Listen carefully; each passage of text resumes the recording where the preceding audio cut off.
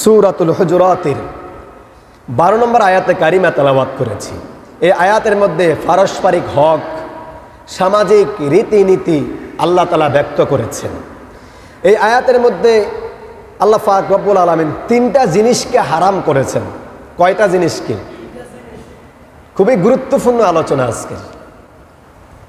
সূরাতুল হুজুরাতের 12 নম্বর আয়াতে আল্লাহ তাআলা সমাজ কিভাবে চলবে, ইসলামিক সমাজ ব্যবস্থা কেমন হবে, ইসলামিক সমাজ রীতিনীতি কেমন হবে, এই আয়াতে আল্লাহ তাআলা কিছুটা ব্যক্ত করেছেন। এই আয়াতের মধ্যে ব্যক্ত করতে গিয়ে 3টা জিনিসকে আল্লাহ রব্বুল আলামিন হারাম করেছেন। কয়টা জিনিসকে হারাম করেছেন? 3টা জিনিসকে হারাম করেছেন। আজকে আপনারা আমার সাথে কথা বলতে হবে, তাহলে আমি আপনাদেরকে বুঝাইতে সক্ষম হব বা আমিও সুন্দরভাবে বলতে পারবো, গুছিয়ে বলতে পারবো। তো যাই হোক, তা আল্লাহ পাক যে আয়াতে কারিমার মধ্যে সামাজিক রীতিনীতি ও পারস্পরিক হকের আলোচনা করেছেন সেটা হচ্ছে সূরা হুজুরাতের 12 নম্বর আয়াত। আল্লাহ পাক বলছিলেন, ইয়া আইয়ুহাল্লাযীনা আমানু জতানিবু কাসীরাম মিনাজ-যন্নি ইসমু মিনাজ-যন্নি ইন্না বা'দাজ-যন্নি ইসমু ওয়া লা তাজাসসাসু ওয়া লা ইয়াতাব বা'দুকুম বা'দা আইয়ুহিব্বু আহাদুকুম আন ইয়াকুলা লাহমা আকিহি মাইতান ফাকারিহতুমু ওয়াত্তাকুল্লাহ ইন্নাল্লাহা তাওয়াবুর রহিম। তো এই আয়াতে আল্লাহ পাক রব্বুল আলামিন 3টা জিনিসকে হারাম করেছেন। কয়টা জিনিস?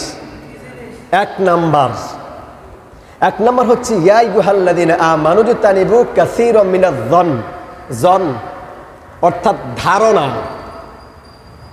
ধারণা করা, অন্যের ব্যাপারে কুধারণা পোষণ করা, এটাকে আল্লাহ পাক রব্বুল আলামিন এই আয়াতে হারাম করেছেন। এক নাম্বার কি? জন্না, ধারণা, অন্যের প্রতি ধারণা পোষণ করা। এক নাম্বার এই ধারণাকে হারাম করেছেন। 2 নাম্বার হারাম করেছেন ওয়ালা তাজাসসু, মানুষের গোপন বিষয় অনুসন্ধান করা। 2 নাম্বার কি? অন্য কারো গোপন বিষয়কে কি করা? তালাশ করা, অনুসন্ধান করা, খুঁজে বের করা। আল্লাহ বলছেন ওয়ালা তাজাসসু, তোমরা মানুষের গোপন বিষয় অনুসন্ধান করিও না, এটা হারাম। 3 নাম্বার ওয়ালা ইয়াতাব বা'দুকুম বা'দা, তোমরা একে অপরের মুসলমান ভাইয়ের গীবত করিও না। তোমরা একে অপর মুসলমান ভাইয়ের কি করিও না? গীবত করিও না। গীবত আরবি শব্দ, আল গীবাতু আশাদ্দু মিনাজ জিনা। গীবত কি শব্দ? আরবি শব্দ। বাংলা অর্থ হচ্ছে পরনিন্দা করা। বাংলা অর্থ কি? পরনিন্দা করা। তো আল্লাহ পাক এই আয়াত এই 3টা জিনিসকে কি করেছেন? হারাম। কি করেছেন? হারাম করেছেন। 1 নাম্বার জন্না, ধারণা করা, অন্যের ব্যাপারে ধারণা করা, আল্লাহর ব্যাপারে ধারণা করা, কোনো মুসলমানের ব্যাপারে ধারণা করা, কোনো মুমিনের ব্যাপারে ধারণা করা। আল্লাহ বলছেন যে কি আমানু জতানিবু কাসীরাম মিনাজ-যন, তোমরা ধারণা থেকে বেঁচে থাকো। কেননা ইন্না বা'দাজ-যন্নি ইসমু, ধারণা করা অনেক বড় গুনাহের কাজ, পাপের কাজ। অন্যের ব্যাপারে ধারণা করা, আল্লাহর ব্যাপারে ধারণা করা, মুসলমানের ব্যাপারে ধারণা করা, অথবা কোনো মুমিনের ব্যাপারে কি করা? ধারণা করে কথা বলা। হ্যাঁ, ধারণা করে কথা বলা, এটা হচ্ছে জঘন্য পাপ, ইসমু। এটা হচ্ছে 1 নাম্বার। 2 নাম্বার ওয়ালা তাজাসসু, মানুষের গোপন বিষয়, পারিবারিক বিষয়, সামাজিক বিষয়, তার ব্যক্তিগত বিষয়, তার চারিত্রিক বিষয়, ওয়ালা তাজাসসু, তোমরা অনুসন্ধান করিও না, এটা তোমাদের জন্য হারাম। 3 নাম্বার হচ্ছে ওয়ালা ইয়াতাব বা'দুকুম বা'দা, তোমরা অন্যের একে অপর মুসলমান ভাইয়ের পরনিন্দা করিও না, গীবত করিও না। তাহলে এই আয়াতের মধ্যে আল্লাহ পাক রব্বুল আলামিন কয়টা জিনিসকে হারাম করেছেন? আরো জোরে বলেন, কয়টা? 3টা। এই আয়াতকে সামনে রেখে আপনাদের সামনে আজকে আলোচনা। তো প্রথম নাম্বার যেটা এই আয়াতে হারাম করেছেন সেটা হচ্ছে অন্যের প্রতি ধারণা করা, কুধারণা, খারাপ ধারণা। কুধারণা, খারাপ ধারণা, এটা অন্যের প্রতি করা এই আয়াতের প্রথমে কি বলছেন? হারাম। আল্লাহ পাক রব্বুল আলামিন ধারণা করাকে মুফাসসিরিনে কেরাম, ফুকাহায়ে কেরাম 4 প্রকার ব্যক্ত করেছেন। ধারণা কয় প্রকার? 4 প্রকার। 1 নাম্বার ধারণা হচ্ছে হারাম। 1 প্রকার ধারণা কি? হারাম। 2য় প্রকার ধারণা ওয়াজিব। 3য় প্রকার ধারণা মুস্তাহাব। আর 4র্থ প্রকার ধারণা হচ্ছে জায়েজ। প্রথম প্রকার ধারণা হচ্ছে হারাম। প্রথম প্রকার ধারণা কি? হারাম। অর্থাৎ কোনো ব্যক্তি আল্লাহর সম্বন্ধে কুধারণা পোষণ করলো। কি ধারণা? কুধারণা, খারাপ ধারণা পোষণ করলো। আল্লাহর সম্বন্ধে খারাপ ধারণা পোষণ করা, যেমন কোনো ব্যক্তি আল্লাহর সম্বন্ধে বলল, সে ধারণা করলো আল্লাহ শুধু আমাকেই শাস্তি দেন, আমাকেই বিপদে ফেলেন, আল্লাহ শুধু আমাকেই শাস্তি দেন, আমাকেই বিপদে ফেলেন। এটার দ্বারা আল্লাহর প্রতি সুধারণা হলো না কুধারণা হলো? কুধারণা। এই কুধারণা আল্লাহর সম্বন্ধে করা হারাম। কুধারণা আল্লাহর সম্বন্ধে করা কি? হারাম। রাসূল কারীম সাল্লাল্লাহু আলাইহি ওয়াসাল্লাম হাদিসে বলছেন, লা ইয়ামুতুন্না আহাদুকুম ইল্লা ওয়া হুয়া ইহসিনু যান্না বিল্লাহ, তোমাদের কারো আল্লাহর প্রতি সুধারণা পোষণ ব্যতীত মৃত্যুবরণ করিও না। অর্থাৎ আল্লাহর প্রতি কুধারণা পোষণ করা হারাম, সুধারণা পোষণ করা ফরজ। আল্লাহর ব্যাপারে কোন ধারণা পোষণ করা ফরজ? সুধারণা পোষণ করা ফরজ। কোন ধারণা পোষণ করা হারাম? কুধারণা পোষণ করা হারাম। কোনো ব্যক্তি যদি আল্লাহর সম্বন্ধে কুধারণা পোষণ করে, আল্লাহ আমাকেই শাস্তি দেন, আমাকেই দেখেন, আমাকেই বিপদে ফেলেন, তাহলে সে আল্লাহর অসংখ্য অগণিত গুণকে অস্বীকার করলো। আল্লাহর অসংখ্য গুণকে কি করলো? অস্বীকার করলো। যেমন আল্লাহ বলছেন আমি গফফার, আল্লাহর এক নাম কি? গফফার, তিনি ক্ষমাশীল। আমি যদি বলি আল্লাহ শুধু আমাকে দেখে, আমাকেই বিপদে ফেলেন, আমাকে মাফ করেন না, তাহলে আল্লাহর গফফার নামটা আমি অস্বীকার করলাম। আল্লাহর গফফার নামটা কি করলাম? অস্বীকার করলাম। এটা হারাম। দ্বিতীয় নাম্বার, আল্লাহ শুধু আমাকে বিপদে ফেলেন, আমার প্রতি দয়া করেন না, এটার দ্বারা আল্লাহ তাআলার রহমান এবং রহিম নামকে অস্বীকার করলাম। আল্লাহ বলছেন আমি রহিম এবং রহমান, আমি পরম দয়ালু, অসীম দয়ালু, পরম করুণাময়। আল্লাহ কি? অসীম দয়ালু, পরম করুণাময়। আমি যদি বলি আল্লাহ আমাকেই শুধু বিপদে ফেলেন, আমার কথা শোনেন না, আমার প্রতি রহম করেন না, এই কথার দ্বারা আল্লাহর রহমান এবং রহিম নামকে আমি কি করলাম? এই জন্য আল্লাহর প্রতি কুধারণা পোষণ করা কি? হারাম। সুধারণা পোষণ করা কি? ফরজ। এই জন্য আল্লাহর প্রতি প্রত্যেকটা বান্দা বান্দি সব সময় সুধারণা পোষণ করবে। কি ধারণা পোষণ করবে? সুধারণা পোষণ করবে। আল্লাহ পাকের রসুল অন্য এক হাদিসে বলছেন, আনা ইনদা জন্না আবিদি, আনা ইনদা জন্নি আবিদি, আমি আমার বান্দার সাথে তেমনই ব্যবহার করি বান্দা যেমন আমার প্রতি ধারণা পোষণ করে। আল্লাহ রসুল কি বলেন? আল্লাহ ওই বান্দার প্রতি ওই রকমই ব্যবহার করেন, ওই রকমই কি করেন? তার সাথে ব্যবহার করেন যেরকম সে আল্লাহর সম্বন্ধে ধারণা করে। এখন বান্দা যদি আল্লাহর সম্বন্ধে খারাপ ধারণা করে, আল্লাহ তার সাথে খারাপ ব্যবহার করবেন। বান্দা যদি আল্লাহর সম্বন্ধে সুধারণা পোষণ করে, ভালো ধারণা পোষণ করে, আল্লাহ বান্দা বান্দির প্রতি সুধারণা পোষণ করবেন, ভালো ব্যবহার করবেন। কথা কি বুঝছেন? খুবই জটিল একটা বিষয়।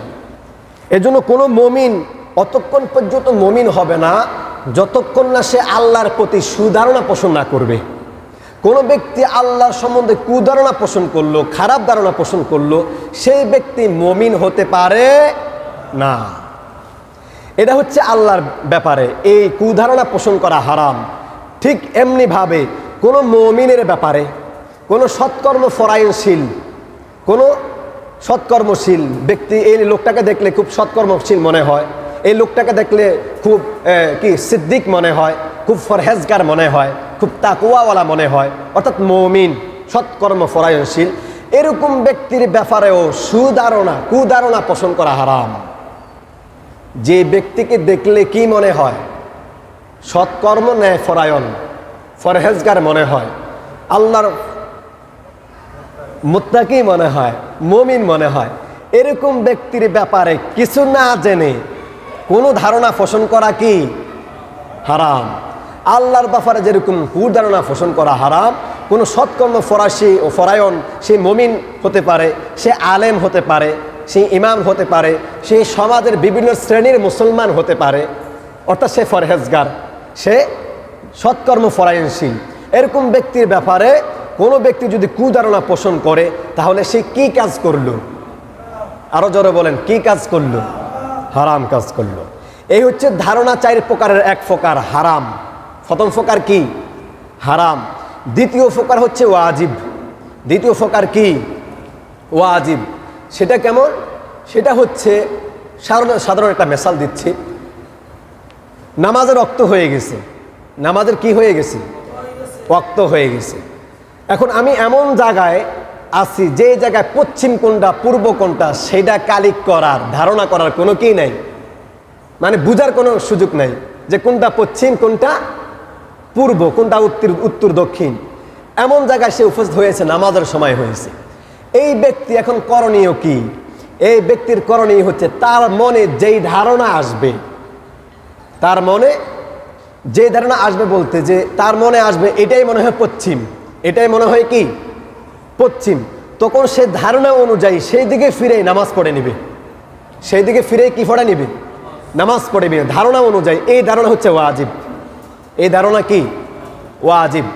3 নম্বর ধারণা মুস্তাহাব, অর্থাৎ প্রত্যেকটা মুমিন যে নিজেকে মুমিন দাবি করবে, যে নিজেকে সত্যিকারের মুসলিম দাবি করবে, সত্যিকারের মুসলিম সত্যিকারের মুমিন কোনো ব্যক্তির প্রতি কখনো কুধারণা পোষণ করে না, সব সময় সুধারণা পোষণ করে। এটা হচ্ছে কি? মুস্তাহাব। এটা কি? মুস্তাহাব। এমন কি কোনো ব্যক্তি কুধারণা পোষণ করলে তাকে বাধা দেয়, বাধা দেওয়া জায়েজ। বাধা দেওয়া কি? জায়েজ। অর্থাৎ তার প্রতি সুধারণা পোষণ করে না, কুধারণা পোষণ করে না। এই হচ্ছে ধারণা 4 প্রকার। এই হচ্ছে ধারণা কয় প্রকার? 4 প্রকার। এই জন্য রসুল কারীম, আমরা তো রাস্তাঘাটে চলতে বিভিন্ন সময় আমাদের বাড়িতে গাড়িতে মানুষের প্রতি না জেনে একটা খারাপ ধারণা করে ফেলি কিনা বলে? খুব খারাপ ধারণা। বাস্তবে সে খারাপ না, বাস্তবে কি না খারাপ না, কিন্তু আমি খারাপ ধারণা করে ফেলছি, কুধারণা করে ফেলছি। রসুল কারীম সাল্লাল্লাহু আলাইহি ওয়াসাল্লাম এই বিষয়ে হাদিসে কি বলছেন শুনেন। রসুল বলেন, ইয়াকুম ওয়ায-যন্না ফাইন্না যন্না আকযাবুল হাদিস। ধারণা থেকে বেঁচে থাকো, অর্থাৎ কুধারণা থেকে বেঁচে থাকো, খারাপ ধারণা থেকে বেঁচে থাকো। ইয়াকুম ওয়ায-যন্না ফাইন্না যন্না আকযাবুল হাদিস। কুধারণা থেকে বেঁচে থাকো, কেননা ধারণা মিথ্যা কথার নামান্তর। কোনো ব্যক্তি যদি কারো প্রতি ধারণা করে কথা বলে, এটা মিথ্যা কথার শামিল। ধারণা করে কথা বলা কিসের শামিল? মিথ্যা কথার শামিল। এই জন্য আমাদেরকে খুব সতর্কতার সাথে কথা বলা, খুবই সচেতন হওয়া। কারণ মুমিনের চরিত্রই না যে অন্যের প্রতি কুধারণা পোষণ করবে, খারাপ ধারণা পোষণ করবে। মুমিনের সিফাতে হচ্ছে যে সে যত বড় খারাপে হোক তার জন্য খারাপ ধারণা পোষণ না করে ভালো ধারণা পোষণ করা, সুধারণা পোষণ করে। এটা মুমিনের সিফাত, এটা মুমিনের চরিত্র। এই জন্য রাসূল কি বলছেন, ইয়াকুম ওয়ায-যন্না ফাইন্না যন্না আকযাবুল হাদিস। ধারণা থেকে বেঁচে থাকো, অর্থাৎ খারাপ ধারণা থেকে বেঁচে থাকো, কারণ অধিকাংশ ধারণা মিথ্যা কথার শামিল। অধিকাংশ ধারণা কিসের শামিল? মিথ্যা কথার শামিল। এই জন্য ধারণা থেকে বেঁচে থাকা। এটা হচ্ছে এই আয়াতের ১ম নাম্বার হারামের তাফসীর, সংক্ষিপ্ত তাফসীর। ২য় নাম্বার, এই আয়াতে আল্লাহ পাক রব্বুল আলামিন যে বিষয়কে হারাম করেছেন সেটা হচ্ছে ওয়ালা তাজাসসু। ওয়ালা তাজাসসু, মানুষের গোপন বিষয় অনুসন্ধান করিও না, মানুষের গোপন বিষয় তালাশ করিও না, মানুষের গোপন বিষয় জানার জন্য চেষ্টা করিও না। সেই গোপন বিষয় তার পারিবারিক বিষয় হতে পারে, তার সামাজিক বিষয় হতে পারে, তার ব্যক্তিগত বিষয় হতে পারে, তার চারিত্রিক বিষয় হতে পারে। ওয়ালা তাজাসসু, যেই প্রকারে হোক না কেন, খবরদার তার গোপন বিষয় অনুসন্ধান করিও না। এটা হারাম। এটা কি? হারাম। হারাম করেছেন কে? ওয়ালা তাজাসসু, সূরা হুজুরাতের ১২ নম্বর আয়াত। মানুষের আজকে আমাদের বদভ্যাস হয়ে গেছে। আমাদের কি হয়ে গেছে? আমি আপনাদেরকে বলছি না, আমাদের বলছি। আমি আমাকেও দোষারোপ করছি। আমি আমাকে এই দলের শামিল মনে করতেছি। আজকে আমরা এতই জঘন্য হয়ে গেছি, এতই নিকৃষ্ট প্রাণী হয়ে গেছে, আশরাফুল মাখলুকাত হওয়ার পরেও নিজের গোপন বিষয়ে জানার কাউকে জানাই না, কিন্তু অন্যের গোপন বিষয় কিভাবে উদ্ঘাটন করা যায় এটা নিয়ে প্রতিযোগিতা করি। অথচ আল্লাহ বলছেন ওয়ালা তাজাসসু, এটা হারাম, এটা করা যাবে না, স্পষ্ট হারাম। কুকুরের গোস্ত যেরকম হারাম, গাদার গোস্ত যেরকম হারাম, মানুষের গোস্ত মানুষ ভক্ষণ করা যেরকম হারাম, পায়খানা ভক্ষণ করা যেরকম হারাম। ওয়ালা তাজাসসু, অন্য মানুষের গোপন বিষয় অনুসন্ধান করাও তেরকম হারাম। অথচ আমরা বাহ্যিক দৃষ্টিতে যেগুলো হারাম এগুলোকে হারাম মনে করি, যেগুলো দেখা যায় না এগুলাকে হারাম মনে করি না, এগুলো সাধারণ মনে করি, এগুলো খুবই সাধারণ মনে করি। এক সাহাবী রসুলের কাছে আসছেন, সাহাবীর নাম হচ্ছে মাইজ। সাহাবীর নাম কি? মাইজ। মাইজ রাদিয়াল্লাহু তাআলা আনহু রসুলের কাছে এসে বলল, ইয়া রাসূলুল্লাহ, আমি ব্যভিচারিণী, আমি ব্যভিচার করেছি। আমি কি করেছি? ব্যভিচার। রসুল স্টপ, উস্কুত, তিনি চুপ, কোনো কথা বলছেন না। সাহাবী দ্বিতীয়বার আবার বলছে, ইয়া রাসূলুল্লাহ, আমি জিনা করেছি, ব্যভিচার করেছি। রসুল দ্বিতীয়বারও কোনো উত্তর দিলেন না, হাদিসের কথা বলছি।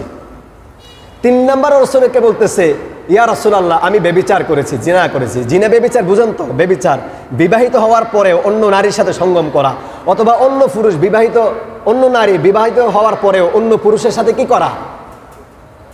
খারাপ কাজে লিপ্ত হওয়া, মিলামিশা করা, এটাকে ব্যভিচার বলে।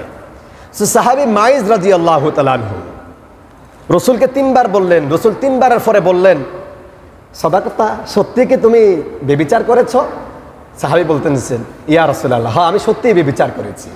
রসুল বললেন, তাহলে তোমার শাস্তি হচ্ছে অর্ধেক মাটির নিচে পুঁতে পেলে পাথর মেরে ফস্তর আঘাতে তোমাকে হত্যা করা। রসুল আদেশ করলেন সাহাবীদেরকে, মাইজকে অর্ধেক মাটির নিচে পুঁতে পেলে তাকে রজম করা হোক। রজম মানে ফস্তর আঘাতে হত্যা করা হোক। ব্যভিচারীর শাস্তি হচ্ছে, দুনিয়াতে কোনো ব্যক্তি যদি বিবাহিত হওয়ার পরে কোনো নারীর সাথে জমা করে, অথবা কোনো নারী কোনো পুরুষের সাথে জমা করে, তার শাস্তি হচ্ছে রজম করা। রজম হচ্ছে অর্ধেক মাটির নিচে পুঁতে পেলে পাথর মেরে তাকে হত্যা করা। অর্থাৎ ততক্ষণ পর্যন্ত পাথর মারব যতক্ষণ না তার দেহ থেকে তার প্রাণ বায়ু বের না হচ্ছে। এটা হচ্ছে ইসলামিক আইন, রজমের আইন, ব্যভিচারীর শাস্তি। সাহাবী মাইজ রাদিয়াল্লাহু তাআলা আদেশ করলেন রসুল, তাকে পাথর মেরে হত্যা করা হোক, রজম করা হোক। তাকে তদরুফ পাথর মেরে ফস্তর আঘাতে তাকে হত্যা করা হলো। কোনো ব্যক্তির শাস্তি যদি দুনিয়া হয়ে যায় ইসলাম অনুযায়ী, পরকালে তার জন্য জান্নাত। পরকালে কি? রসুল তাকে শাস্তি দিয়ে চলে গেলেন। যাওয়ার পরে পাশে 2 লোক দাঁড়ায়া দাঁড়ায়া বলতেছে, কি বলতেছে? দেখ দেখ বেটা, নিজে গোপন ছিল, ব্যভিচার করছে, কেউ জানতো না, প্রকাশ করে নিজেই মৃত্যুদণ্ডের আসামি হয়ে গেছে, অথচ দুনিয়া থেকে চলে গেছে। এর মতো বোকা কেউ নাই। রসুল দুজনের কথা নিজ কানে শুনলেন, কিছু বললেন না। রসুল কিছু না বলে সামনের দিকে অগ্রসর হচ্ছেন। খুবই গুরুত্বপূর্ণ আলোচনা। সামনের দিকে কি হচ্ছেন? অগ্রসর হচ্ছেন। কিছু দূর যাওয়ার পরে দেখলেন রাস্তার সাইডে একটা মরা গাদা পড়ে আছে। কি পড়ে আছে? মরা গাদা, মৃত গাদা। রসুল আদেশ করলেন, ওই 2 ব্যক্তি কোথায়? তাদেরকে ধরে নিয়ে আসো। তাদেরকে ধরে নিয়ে আসা হলো। তারা কারা? যারা গোপন বিষয় অনুসন্ধান করে, যেটা চলে গেছে সেটাও মুখে মুখে বলার চেষ্টা করে, যেটা চলে গেছে গোপন রাখলো না। রসুল তাদেরকে ডেকে আনলেন, আদেশ করলেন, তোমরা এই মৃত গাদার গোশত ভক্ষণ করো। 2 জন বলে, ইয়া রাসূলুল্লাহ, এটা কি সম্ভব? এটা কিভাবে ভক্ষণ করব? তোমরা যে অপরাধ করেছ, অন্যের গোপন বিষয় অনুসন্ধান করেছ, এমনকি আলোচনা সমালোচনা করছো, ওই ব্যক্তি তো রজম হওয়ার পরেও, পরে দুনিয়া থেকে চলে যাওয়ার পরে আমি দেখতে পাচ্ছি সে জান্নাতের মধ্যে সাঁতার কাটছে। সুবহানাল্লাহ। জান্নাতের মধ্যে কি কাটছে? সাঁতার। সে জান্নাতের মধ্যে। আর তোমরা তার গোপন বিষয় আলোচনার কারণে তোমরা তার গীবতের সাক্ষী হলা, গোপন বিষয় অনুসন্ধান করলা। রাসূল কারীম সাল্লাল্লাহু আলাইহি ওয়াসাল্লাম হাদিসে বলছেন, মান সাতারা মুসলিমান সাতারাহুল্লাহু ইয়াউমাল কিয়ামা। যেই ব্যক্তি দুনিয়াতে কোনো ব্যক্তির দোষ গোপন রাখবে, কিয়ামতের ময়দানে আল্লাহ তার দোষ গোপন রাখবেন। সুবহানাল্লাহ বলেন। দুনিয়াতে কোনো ব্যক্তি যদি কোনো মুসলমান বাইরে কি গোপন রাখে, দোষ, কোনো খারাপ দিক গোপন রাখে, মানুষের কাছে প্রকাশ করে নাই, অনুসন্ধান তো দূরের কথা, সে জানছে তার মধ্যে সীমাবদ্ধ, কাউকে জানায় নাই, গোপন রাখছে। রাসূল বলছেন কিয়ামতের ময়দানে আল্লাহ তাআলা তার দোষ গোপন রাখবেন। কেমন দোষ? যেই দোষ সে নিজে করেছে, যে অপরাধ সে নিজে করেছে, পৃথিবীর কেউ জানে না, গোপন। আমরা আমাদের মুসলমানরা আমরা এরকম তো অন্যায় করি যেটা হয়তো নিজেই জানি, নিজের ফ্যামিলিও জানে না, স্ত্রী সন্তান জানে না, মা বাবা জানে না, নিজের ভাই বেরাদার জানে না, আমি জানি। আর জানেন কে? আল্লাহর কাছে কোনো কিছু কি নয়, গোপন নয়। তো আল্লাহ রাসূল বলছেন, এরকম কোনো পাপ যদি কোনো ব্যক্তি করে থাকে, এরকম কোনো অন্যায় যদি কোনো ব্যক্তি করে থাকে, এটা পৃথিবীর কেউ জানে না। ওই ব্যক্তির গুণ ছিল কি গুণ? সে অন্য মানুষের গোপন অনুসন্ধান করতো না, গুণ খারাপ দিক অনুসন্ধান করতো না, দোষ তালাশ করতো না। আল্লাহ পাক এই ব্যক্তি এত অপরাধী হওয়ার পরেও মানুষের দোষ গোপন রাখার কারণে আল্লাহ তাআলা কিয়ামতের ময়দানে তার দোষ গোপন রাখবেন। আমরা কি চাই না যে কিয়ামতের ময়দানে আল্লাহ আমার দোষগুলা গোপন করুক, গোপন রাখুক? হাতের দ্বারা কত দোষ করি এটা আমার ফ্যামিলির কেউ জানে না, সমাজের মানুষ জানে না। পায়ের দ্বারা যেই অন্যায় করি, অপরাধ করি, ফ্যামিলি জানে না, সমাজের মানুষ জানে না। জবানের দ্বারা এরকম পাপ করেছি, ফ্যামিলির মানুষ জানে না, সমাজের মানুষও জানে না। রাতের অন্ধকারে এমন অন্যায় করেছি, সেই অন্যায় বেবিচারী হতে পারে। সেই অন্যায় কি বেবিচারীর মতো জঘন্য অপরাধ হতে পারে, কিন্তু সে করছে এটা আল্লাহ জানে আর সে জানে, আর কেউ জানে না। কিন্তু এই ব্যক্তির গুণ কি? অন্যের দোষ গোপন রাখা, তালাশ করে না। গোপন রাখার কারণে এত মারাত্মক বড় অপরাধ করার পরেও কিয়ামতের ময়দানে আল্লাহ তাকে মুক্ত করার জন্য, জাহান্নাম থেকে মুক্তি দেওয়ার জন্য এই দোষটা আল্লাহ গোপন রাখবেন। এটা কোনো সাধারণ কথা বলেন? এটা সাধারণ বিষয়? আল্লাহ আমার দোষ গোপন রাখবেন। আল্লাহ যদি কিয়ামতের ময়দানে প্রত্যেকটা বান্দার পুঙ্খানো দোষগুলা ওপেন করে দেয়, কি অবস্থা হবে বলেন? আল্লাহর দরবার থেকে রেহাই পাওয়ার কোনো সুযোগ আছে? জাহান্নাম থেকে মুক্ত হওয়ার কোনো সুযোগ আছে? যেহেতু জাহান্নাম থেকে মুক্ত হওয়ার সুযোগ নাই, আল্লাহর দরবার থেকে বাঁচার কোনো সুযোগ নাই, এই জন্য প্রত্যেকটা মুসলমান মান সাতারা মুসলিমান সাতারাহুল্লাহু ইয়াউমাল কিয়ামা, অন্য ব্যক্তির দোষ গোপন রাখার চেষ্টা করেন, তাহলে আল্লাহ অবশ্যই আপনার দোষ গোপন রাখবেন।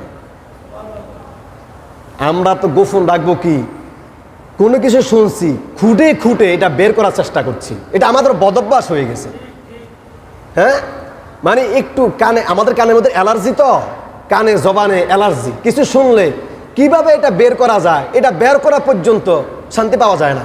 এটা আমাদের অভ্যাস হয়ে গেছে, এটা আমাদের একটা চরিত্র হয়ে গেছে। অথচ মুমিনের চরিত্র এমন নয়, মুমিনের চরিত্র এরকম নয়, এটা মুমিনের চরিত্র হতে পারে না। তো যাই হোক, এটা হচ্ছে আল্লাহ তাআলা বলছেন ওয়ালা তাজাসসু, তোমরা মানুষের গোপন বিষয় অনুসন্ধান করিও না, তালাশ করিও না, বের করতে যাইও না, এটা হারাম। এটা কি? হারাম। তাহলে আল্লাহ যেহেতু হারাম করেছেন, আমাদের মধ্যে এটা আছে, এটা পরিহার করা দরকার আছে না নাই বলেন? অবশ্যই আছে, পরিহার করতে হবে। গোপন করব, আমি যদি প্রকাশ করে দেই, আল্লাহ প্রকাশ করে দিবেন। আর আল্লাহ যখন প্রকাশ করবেন, আল্লাহর সামনে প্রকাশ হলে কেউ বাঁচতে পারবে না। দুনিয়াতে প্রকাশ হলে হয়তো কিছু বাঁচা যাবে, কিন্তু আল্লাহ যদি প্রকাশ করে দেন, সেখানে লক্ষ লক্ষ নয় কোটি বান্দারা উপস্থিত থাকবে, সমস্ত নবীরা পর্যন্ত উপস্থিত থাকবে। সেই নবীদের সামনে যদি আমাকে জিনাখোর হিসাবে আল্লাহ সাব্যস্ত করে দেয়, আমাকে বেবিচারে বলে ওপেন করে দেয়, আমাকে চোর বলে অভিহিত করে দেয়, আমাকে কি ডাকাত বলে অভিহিত করে দেয়, আমাকে অপরাধী বলে সাব্যস্ত করে দেয়, আমাকে বিভিন্ন অপরাধী বলে সবার সামনে ওপেন করে দেয়, কি অবস্থা হবে সেদিন আমার বলেন? কিভাবে আমি এত অসংখ্য মুমিনদের সামনে মুখ দেখাবো? কিভাবে আমি অসংখ্য নবীদের সামনে মুখ দেখাবো, যেই নবীদের সামনে আমাকে বলবে ব্যভিচারিণী, আমাকে বলবে চোর, আমাকে বলবে ডাকাত, আমাকে বলবে মিথ্যাবাদী, আমাকে বলবে চুগলখোর, আমাকে বলবে নিন্দাকারী, আমাকে বলবে হিংসাকারী। আমি কিভাবে সমস্ত মানুষের সামনে নিজের মুখ দেখাবো? কিভাবে দেখাবো? এই জন্য গোপন রাখার চেষ্টা করেন। যেই ব্যক্তি গোপন রাখবে সেই মুমিন। ওয়ালা তাজাসসু, আল্লাহ রাসূল আল্লাহ কি বলছেন? তোমরা মানুষের দোষ ত্রুটি গোপন রাখো, অনুসন্ধান করিও না, বের করিও না। এই আদেশ করেছেন কে? আমরা পালন করবো তো ইনশাআল্লাহ, আমল করবো তো ইনশাআল্লাহ। আপনি আমল করছেন তো আপনার জীবনটা সুন্দর হয়ে যাবে। আপনি আমল করছেন, আল্লাহর কোরআন মানছেন, তো দুনিয়ার জীবনও সুন্দর, আখিরাতের জীবনও সুন্দর হয়ে যাবে। এটা হচ্ছে 2 নাম্বার হারাম। 3 নাম্বার হারাম জিনিস আল্লাহ বলছেন ওয়ালা ইয়াতাব বাদুকুম বাদ, তোমরা একে অপর মুসলমান ভাইয়ের গীবত করিও না। 3 নাম্বার কি? তোমরা একে অপর মুসলমান ভাইয়ের কি করিও না? গীবত করিও না, অর্থাৎ নিন্দা করিও না, তার প্রতি বিদ্বেষ পোষণ করিও না। এটা কে বলছেন? ওয়ালা ইয়াতাব বাদুকুম বাদ, আল্লাহ বলছেন গীবত করিও না, নিন্দা করিও না। যদি করো, শোনো, কোরআনে একটা কথা বলা হয়েছে, কোনো ব্যক্তি যদি তার ভাইয়ের গীবত করলো, কি করলো? গীবত করলো। আল্লাহ পাক বলেন আইয়ুহিব্বু আহাদুকুম আইয়াকুলা লাহমা আকিহি মাইতান, তোমরা কি কোনো ব্যক্তি এমন আছো যে তার মৃত ভাইয়ের গোশত ভক্ষণ করতে পছন্দ করো? পৃথিবীতে এমন কোনো মানুষ আছে যে তার ভাইয়ের, আপন ভাই হোক বা মুসলিম ভাই হোক, এরকম কোনো ভাইয়ের, মৃত ভাইয়ের গোশত ভক্ষণ করতে কেউ পছন্দ করবে? আল্লাহ তাআলা বলছেন আইয়ুহিব্বু আহাদুকুম আইয়াকুলা লাহমা আকিহি মাইতান, তোমরা যেরকম এক অপর মুসলমানের মৃত ভাইয়ের গোস্ত ভক্ষণ করতে পছন্দ করো না, কেন করো না? ফাকারিহ তুমু, তোমরা এটাকে ঘৃণা করো, এটাকে অপছন্দ করো। ঠিক তদরূপ কোনো ব্যক্তি যদি অন্য মুসলমানের গীবত করলো, পর নিন্দা করলো, সে মৃত ভাইয়ের গোস্ত ভক্ষণ করলো। নাউজুবিল্লাহ বলেন। মৃত ভাইয়ের গোস্ত ভক্ষণ করলো, গাদার গোস্ত ভক্ষণ করলো সে। সুতরাং তোমরা আল্লাহকে ভয় করো, গীবত করা থেকে আল্লাহকে ভয় করো, অন্য মানুষের গোপন বিষয় অনুসন্ধান করা থেকে আল্লাহকে ভয় করো, এমনকি মানুষের প্রতি কুধারণা পোষণ করা থেকে, আল্লাহর ব্যাপারে কুধারণা পোষণ করা থেকে, মুমিনের ব্যাপারে কুধারণা পোষণ থেকে আল্লাহর কাছে তওবা করো। ওয়াত্তাকুল্লাহ ইন্নাল্লাহ তাওয়াবুর রহিম। তোমরা যদি আল্লাহর কাছে তওবা করো, আল্লাহ তোমাদের তওবা কবুল করবেন। আল্লাহ তোমাদের তওবা কি করবেন?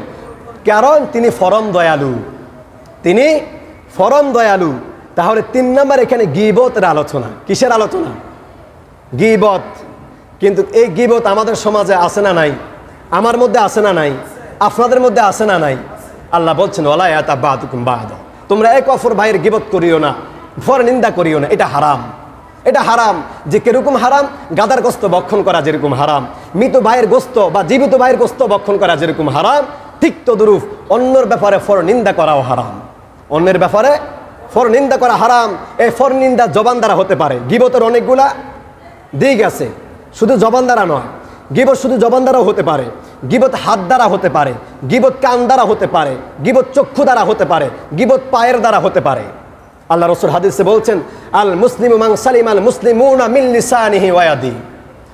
খাঁটি মুসলমান তো ওই ব্যক্তি যার হাত, মুখ, জবান, অঙ্গ প্রত্যঙ্গ দ্বারা অন্য মুসলমান নিরাপদ থাকে, আক্রমণ থেকে নিরাপদ থাকে, গীবত করা থেকে নিরাপদ থাকে, হিংসা বিদ্বেষ ছড়ানো থেকে নিরাপদ থাকে। এই ব্যক্তি হচ্ছে খাঁটি মুসলমান। এই ব্যক্তি কি মুসলমান? এ কথা বলছেন কে? আল্লাহ রসুল। আল মুসলিমু মান সালিমা আল মুসলিমুনা মিন লিসানি ওয়া ইয়াদি। খাঁটি মুসলমান, ফেয়ার মুসলমান, ফ্রেশ মুসলমান, ক্লিন মুসলমান ওই ব্যক্তি যার অঙ্গ প্রত্যঙ্গ দ্বারা অন্য মুসলমান কষ্ট পায় না। অন্য মুসলমান কি কষ্ট পায় না, সবাই নিরাপদ তার হাত, মুখ, জবান থেকে। অর্থাৎ এই ব্যক্তির হাত নাফাক করে নাই গীবত দ্বারা, এই ব্যক্তির জবান গীবত দ্বারা নাফাক করে নাই, এই ব্যক্তির কান গীবত শোনা থেকে নাফাক করে নাই, এই ব্যক্তির চোখ গীবত দেখা থেকে কি নাফাক করলো না, পবিত্র রাখলো। এই ব্যক্তি হচ্ছে খাঁটি মুসলমান। এই ব্যক্তি কি মুসলমান? আরো জোরে বলেন, এই ব্যক্তি কি মুসলমান?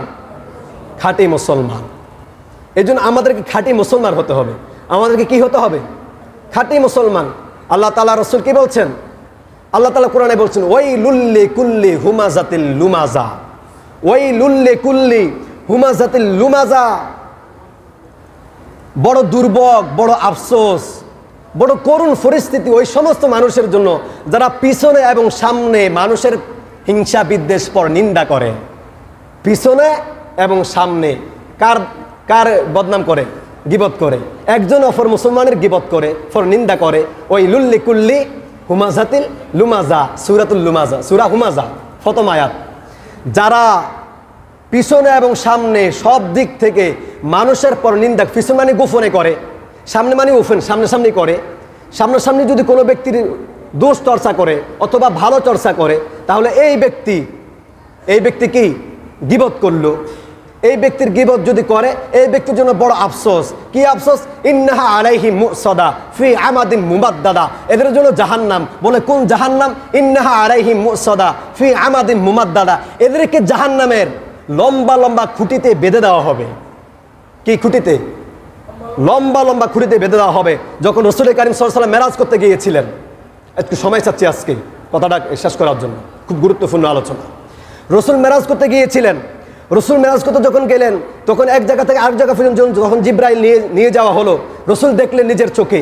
কি দেখলেন? রাসূল দেখলেন কিছু মানুষের নখ আল্লাহ তামার নখ বানিয়ে দিয়েছে। নখ কি বানাইছে? তামার নখ।